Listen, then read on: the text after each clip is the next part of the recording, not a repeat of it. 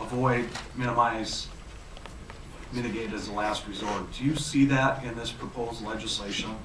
Or does this put mitigation on par with avoidance and minimization?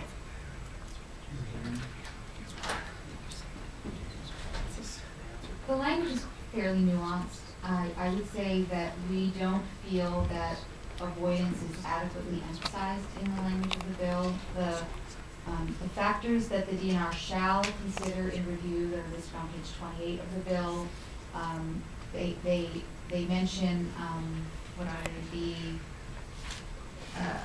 impact on functional values resulting from the mitigation. And our concern with that is that that puts mitigation up front, where in the determination of whether the project will have a significant adverse impact, the department is required to look at both the impact from the discharge as well as the benefit of the mitigation. And we've maintained that in some cases that might be appropriate. For example, if the mitigation is actually happening on site or very close by. But if you're impacting a wetland here and you're writing a check to a mitigation bank or a fee program and the project to replace it will be built, somewhere very far away, then that's not an appropriate balancing in determining whether the discharge will have a significant impact.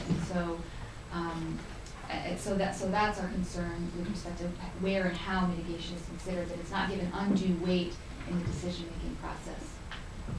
Does that answer your question? Yes. Okay. Thank you. Representative Halsey.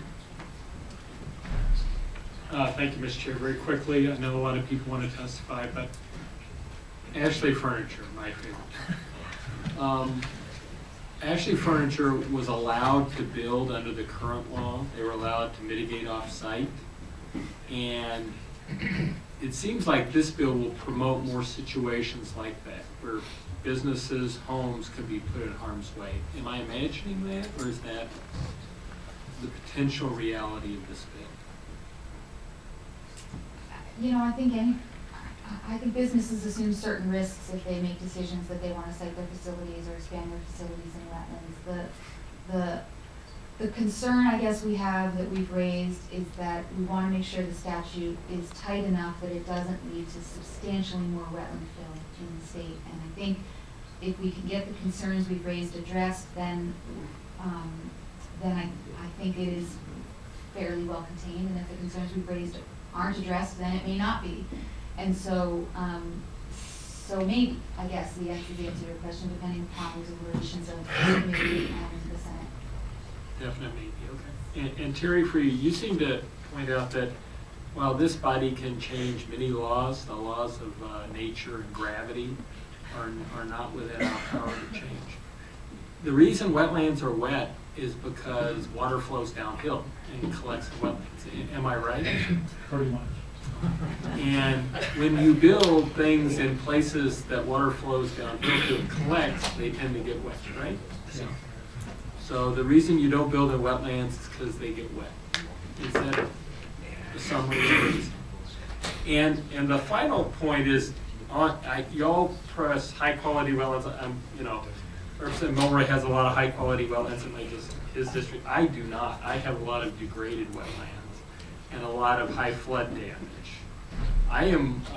Even a low quality wetland that stores on average 1 million gallons of floodwater per acre is high quality for us. Well, here's the way I look at it, because we get a lot of talk about, this is just a low quality wetland, it doesn't serve any functions, that word gets used a lot. When I first started working out in Washington 20 years ago, some of the areas I worked in, the wetlands had been pretty much totally removed. And the ones that were left looked like very low quality wetlands. When I go out and look at a site like that, I don't look and say, well, that's a low quality wetland, let's fill it in and put a Walmart in there. I look at that and say, boy, look at the potential there. With a little bit of work, this could really be something. And oftentimes, those low quality wetlands are low quality wetlands because one or two things has affected that wetland that is causing it to be low quality. So why don't we direct our development into other areas and then get the communities together, how can we restore these low-quality wetlands into higher quality wetlands? And my point is, in these counties that have high-quality flood damage, high levels of flood damage, and billions of property at risk, every wetland that stores any water is high quality. When in Milwaukee County, $78.9 billion of property is at risk because of our, right now, according to our hazard mitigation plan, every puddle is important. When you're talking about flood attenuation, that is absolutely true, because oftentimes when those floodplains and those wetlands are lost, water has to go somewhere.